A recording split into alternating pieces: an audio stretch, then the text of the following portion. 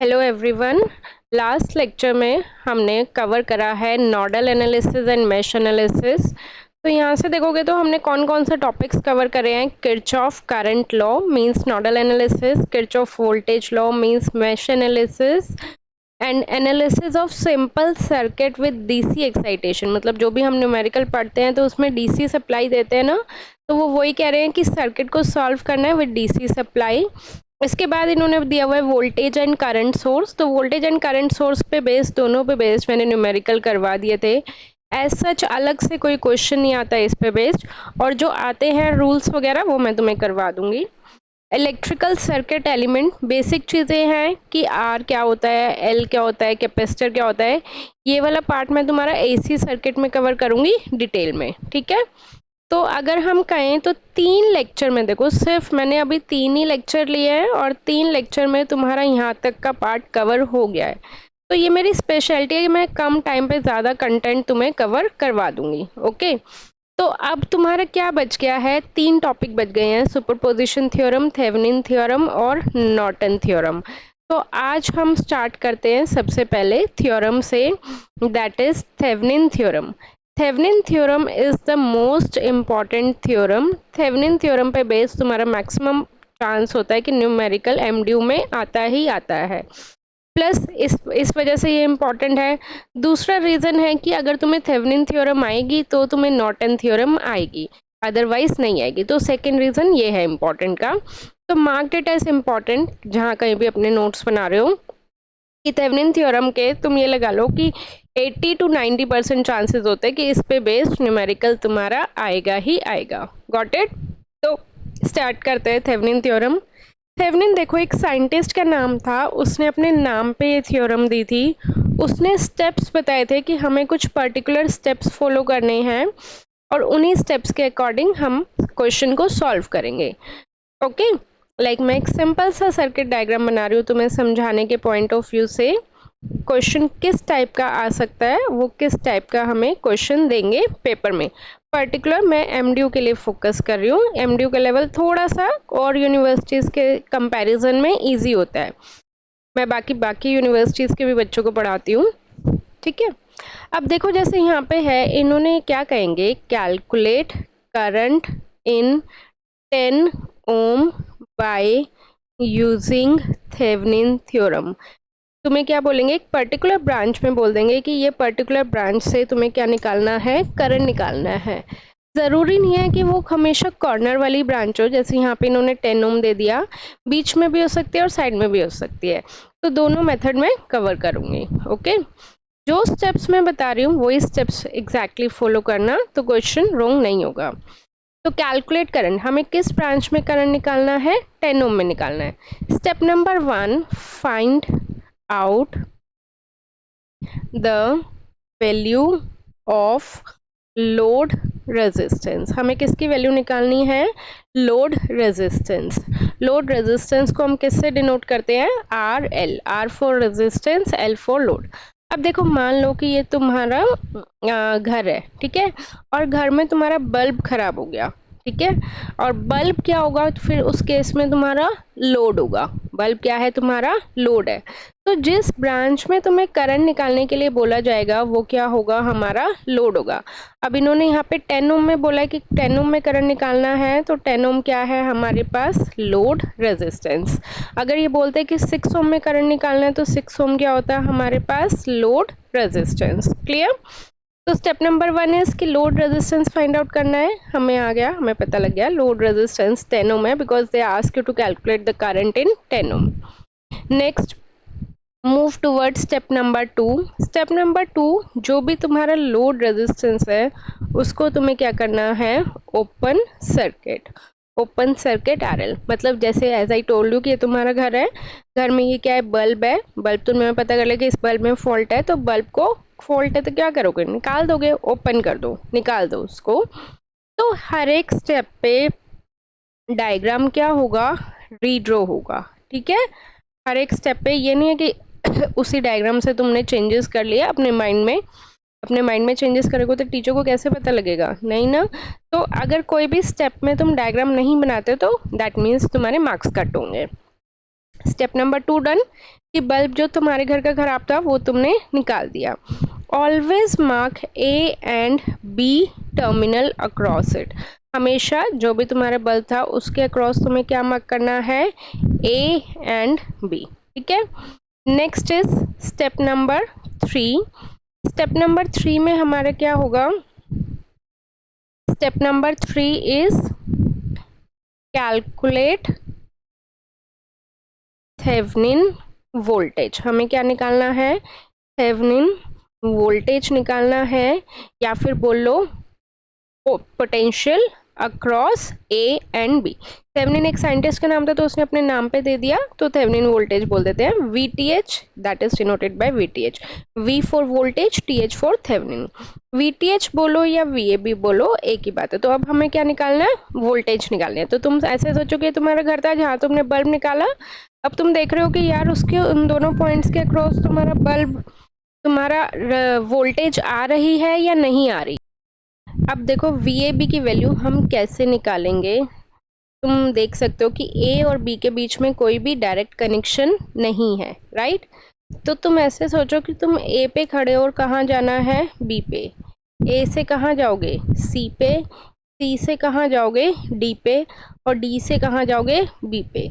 या तो ये वाला रास्ता ले लो या बड़े वाला रास्ता ले लो, मर्जी है तुम्हारी, कोई भी रास्ता ले लो, बट ऑब्वियसली कि छोटा रास्ता अवेलेबल है तो छोटे रास्ते से ही जाओगे। तो A और B के बीच में पोटेंशियल निकालना है। A से कहाँ गए, C पे, C से कहाँ जाओगे, D पे, और D से कहाँ जाओगे, B पे, राइट, ठीक है।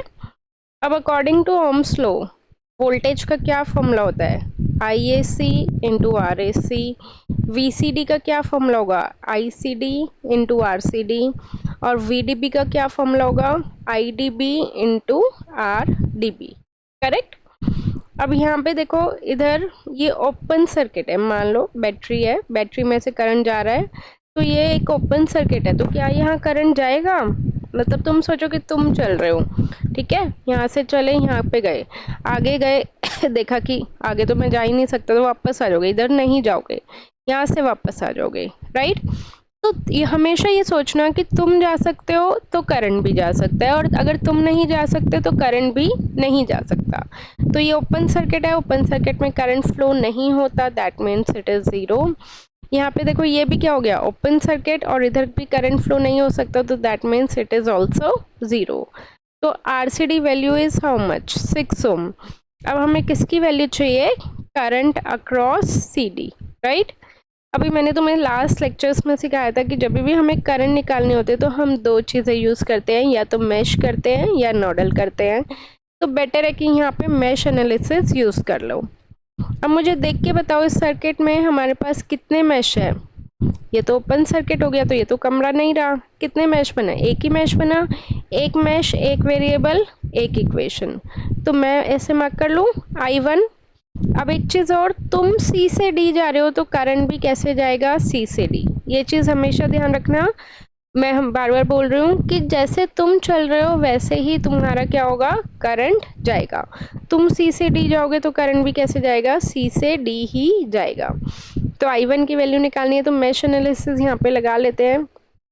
आई होप तुम अब एक्सपर्ट हो गए होगे मैश में। तो ये कितना हो जाएगा, -4I1 -6I1 plus 12 is equal to 0, -10I1 is equal to -12, I1 is equal to, minus से माइनस कट गया, 12/10, तो ये कितना आ गया, 6/5। तो यहाँ पे लिख ले 6/5।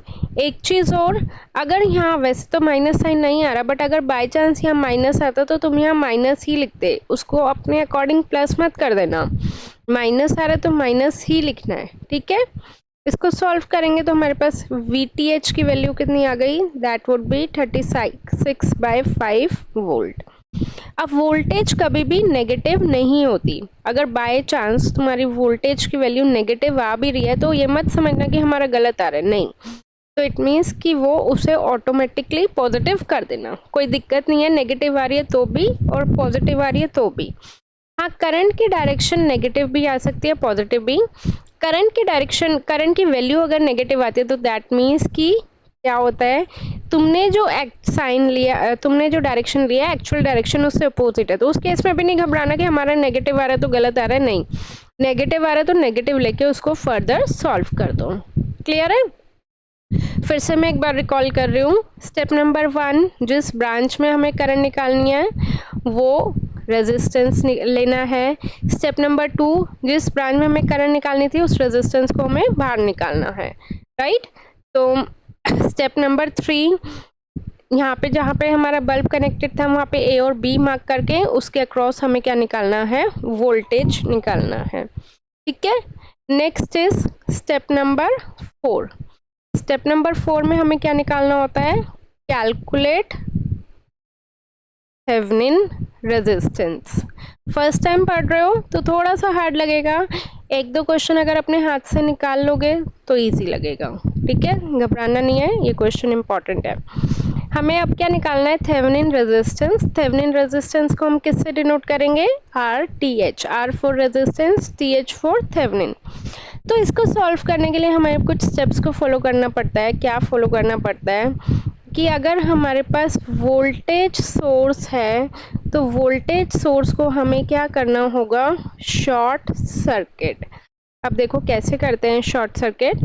तुम्हें पता है कि वोल्टेज सोर्स हमारा कुछ इस तरह का है, उसको हम क्या करेंगे, शॉर्ट सर्किट, लाइक दिस, ठीक है। अब अगर सपोज हमारे पास करंट सोर्स है तो उसको हमें हमेशा क्या करना है, ओपन सर्किट, ओके। अब हमारे पास अगर करंट सोर्स है, ये क्या है, करंट सोर्स, इसको हमें क्या करना है, ओपन सर्किट, ठीक है। अब इसको देखो याद करने का मैं तरीका बता रही हूँ। मान लो ये वोल्टेज सोर्स तुम्हारा रिलेटिव है, रिश्तेदार होते हैं ना कुछ रिश्तेदार जो बिल्कुल भी अच्छे नहीं लगते हमें, आते हैं और अपनी मतलब बोलने लग जाते हैं। तो तुम्हें दिख रहा है कि तुम्हारा वो रिश्तेदार घर पे आ रहा है और जो तुम्हें बिल्कुल भी पसंद नहीं है, तो तुम उसको देख के क्या करोगे, दरवाजे बंद कर दोगे, राइट। कर दिए दरवाजे बंद। करंट सोर्स मान लो तुम्हारी फ्रेंड है, गर्लफ्रेंड है या फिर बॉयफ्रेंड है, तो उसको देख के तुम क्या करोगे, दरवाजे खोलोगे, तो तुमने दरवाजे खोल दिए, ठीक है। Voltage source relative, current source girlfriend. Relative को देख के दरवाजे बंद करने हैं, गर्लफ्रेंड को देख के दरवाजे खोलने हैं, ठीक है। तो फिर से अगेन डायग्राम रीड्रॉ होगा।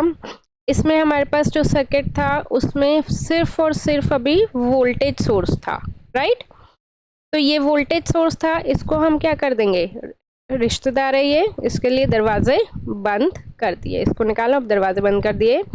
बाकी तुम्हारा डायग्राम एज इट इज ही रहेगा, ओके। तो दैट इज स्टेप नंबर यही 4 कंटिन्यूड हो रहा है, ये मैंने ऊपर से कॉपी पेस्ट करा था। स्टेप नंबर 4 कि हम आरटीएच कैसे निकालेंगे, उसके लिए हमें वोल्टेज सोर्स को क्या करना है, शॉर्ट सर्किट, करेक्ट। तो अब ये देखो, फिर से तुम कहाँ पे खड़े हो, ए पे, और कहाँ जाना है, बी पे। मान लो ये 4 ओम 6 ओम और 8 ओम ये सारे तुम्हारे फ्रेंड्स हैं, ठीक है। अब जो फ्रेंड एक ही रास्ते पे आ रहा है उसको हम कैसे लेंगे, सीरीज में, और दो फ्रेंड्स अलग अलग रास्ते पे हैं तो दैट मीन्स पैरेलल, ठीक है। फिर से बताओ तुम कहाँ पे खड़े हो, ए पे, और जाना कहाँ पे है, बी पे। 4 6 8 ओम तीनों तुम्हारे फ्रेंड्स हैं। शुरुआत कहाँ से करोगे, 4 ओम से। ये ध्यान रखना 8 ओम से स्टार्ट नहीं करना, हमेशा अपोजिट साइड से स्टार्ट करते हैं जहाँ पे ओपन सर्किट होता है। तो अभी मुझे ये बताओ कि 4 ओम का घर और 6 ओम का घर एक ही रास्ते पे आ रहा है या अलग अलग रास्ते पे आ रहा है। मतलब तुम ए मान लो तुम्हारा घर है और बी तुम्हारा कॉलेज है, ठीक है। घर से निकले कॉलेज के लिए, तो क्या तुम दोनों फ्रेंड से एक ही रास्ते पे मिलके आ सकते हो, या फिर तुम्हें सोचना पड़ेगा कि यार इसके 4 ओम के घर जाऊं या 6 ओम के घर जाऊं। तो अगर सोचना पड़ेगा तो पैरेलल में है, और अगर दोनों से मिलते हुए जा सकते हो तो सीरीज में है। तो यहाँ पे तुम देखो, या तो 4 के घर जा सकते हो या 6 के घर, इट मीन्स ये दोनों कैसे कनेक्टेड है, पैरेलल में। तो इनको कंबाइन करके एक सिंगल रेजिस्टेंस बन जाएगा, दैट इज 4 पैरेलल 6। उसके साथ 8 ओम को हमने नहीं छेड़ा था, वो हमारा एज इट इज रहेगा। अब देख के बताओ, इन दोनों का घर एक ही रास्ते पे आ रहा है, that means they are connected in series. तो 4 parallel 6 plus 8, is equal to RTH। इसको सॉल्व कर लेना। कैसे सॉल्व करोगे? 4 into 6 divided by 4 plus 6 plus 8, तो ये कितना हो गया? 24/10, 2.4 plus 8 is equal to RTH, that will be 10.4 is equal to RTH। ठीक है, अब लास्ट एंड फाइनल स्टेप अभी खत्म नहीं हुआ है तुम्हारा। स्टेप नंबर 5 जो तुमसे पूछा गया था, देखो हमसे क्या पूछा गया था? करंट पूछा गया था, बट हमने क्या करंट निकाला? नहीं, हमने क्या निकाला? वोल्टेज निकाला। और क्या निकाला हमने? रेजिस्टेंस, थेवेनिन रेजिस्टेंस निकाला। बट अब हम क्या निकालेंगे? करंट निकालेंगे। तो कैलकुलेट करंट। करंट निकालने के लिए क्या प्रोसीजर है?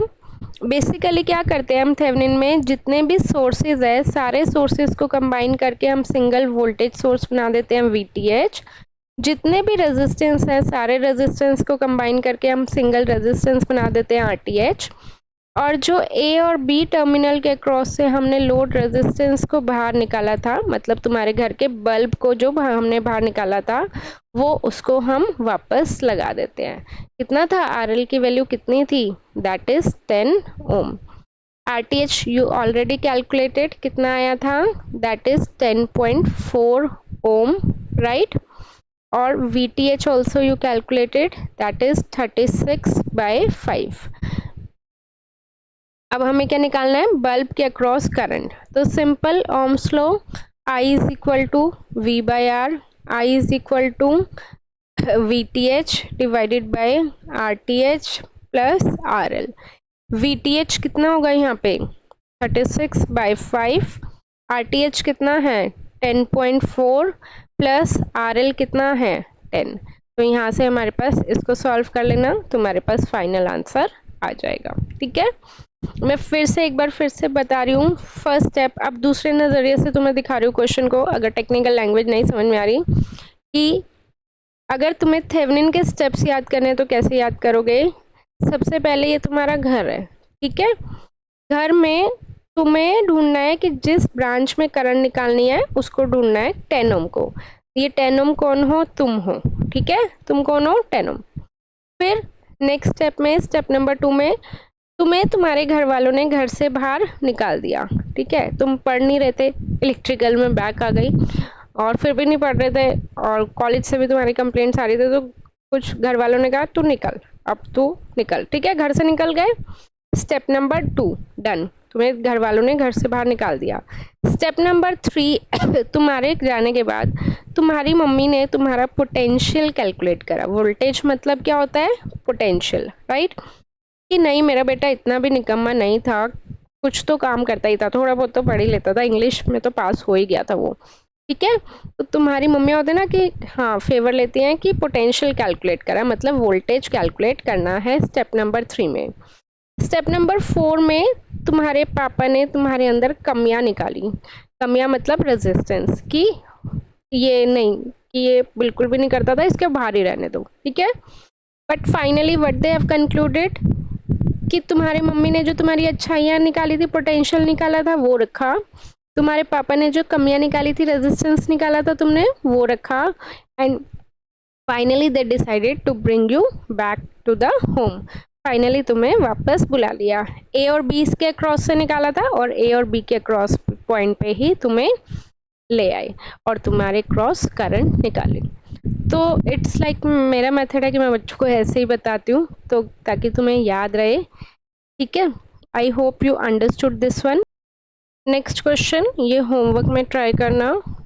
इसमें तुम्हें क्या बोला हुआ है, ये पेपर में आया हुआ है ऑलरेडी तुम्हारे, बट ये नॉर्टन थ्योरम के नाम से आया था, मैं तुम्हें थेवेनिन से करवा रही हूँ। सबसे पहले फाइंड करंट इन 25 ओम। 25 ओम तुम्हारा क्या हो जाएगा? RL हो जाएगा, उसको ओपन कर देना। उसके बाद नेक्स्ट स्टेप में तुम्हें क्या निकालना होगा? VAB निकालना होगा, ठीक है। मैं एक हिंट की फॉर्म में तुम्हें बता रही हूँ, नहीं होगा क्वेश्चन तो मुझे कमेंट करके बताना, मैं पूरा सॉल्व कर दूंगी।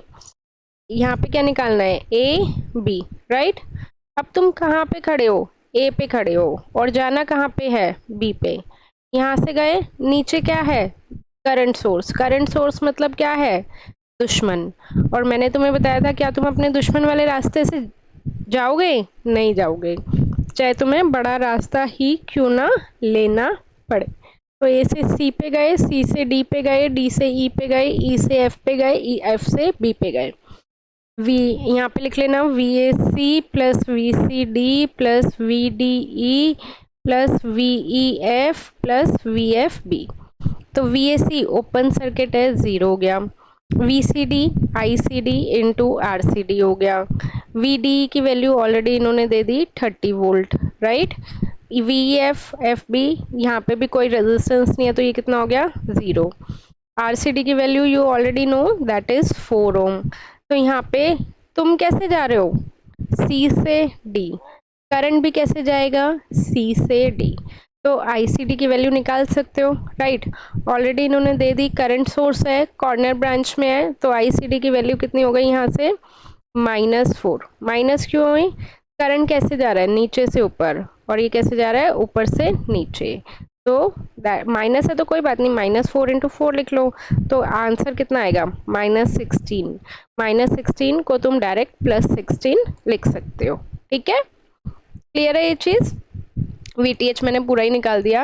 अब नेक्स्ट तुम्हें क्या निकालना है, RTH। RTH के लिए क्या करेंगे, वोल्टेज सोर्स को शॉर्ट सर्किट, करंट सोर्स को ओपन सर्किट, राइट। और RL तो तुम्हारा ऑलरेडी ओपन था ही। अब तुम कहाँ पे खड़े हो, A पे, जाना कहाँ पे है, B पे, ठीक है। अब देखो करंट तुम कैसे चले, यहाँ से गए, नीचे जाओगे, नहीं जाओगे क्योंकि नीचे रास्ता ही नहीं है तुम्हारे जाने का। इस रास्ते से जाओगे तो मर जाओगे, बीच में खाई है, तो तुम नहीं जाओगे। तुम सोचोगे यार इस रास्ते से मैं नहीं मिल रहा, इस फ्रेंड से छोड़ इसे, मैं 4 ओम से मिलता हुआ चला जाता हूँ और वापस आ जाऊंगा। तो ये दोनों क्या हो गए, एक ही रास्ते में, दो सीरीज में। RTH की वैल्यू कितनी आ गई, 6 + 4 दैट इज 10 ओम। करंट का वैल्यू सिंपल फॉर्मूला लगाना, VTH divided by RTH plus RL, और तुम्हारा आंसर आ जाएगा। और अगर तुम्हें और क्वेश्चंस प्रैक्टिस करने हैं थेवेनिन के तो मुझे कमेंट करके बता दो, मैं करवा दूंगी। Otherwise next lecture will be of Norton theorem. Thank you.